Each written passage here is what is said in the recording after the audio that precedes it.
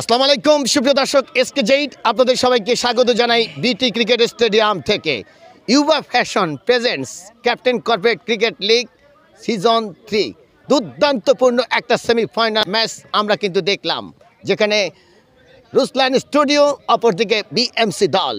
শুরুতেই টসে জয়লাভ করে বিএমসি দলের ক্যাপ্টেন রায়হান কবির তিনি ফিল্ডিং করার সিদ্ধান্ত গ্রহণ করেন, রুসলান স্টুডিও দলকে ব্যাটিং করার আমন্ত্রণ জানান। সেই সুবাদে 130 রান করেছিল রুসলান স্টুডিও, শেষ পর্যন্ত 4 রানে পরাজিত হয় বিএমসি দল। তবে তুরুপের তাস জহিরুল ইসলাম জহির, কি চমৎকার স্পিন বোলার এবং অসাধারণ বোলিং কারিশমা।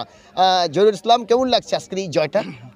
আলহামদুলিল্লাহ, সর্বপ্রথম আল্লাহকে কোটি কোটি শুক্রিয়া যে এরকম একটা টুর্নামেন্টে এরকম একটা অর্গানাইজে আমরা ফাইনাল খেলতে পারবো বলে।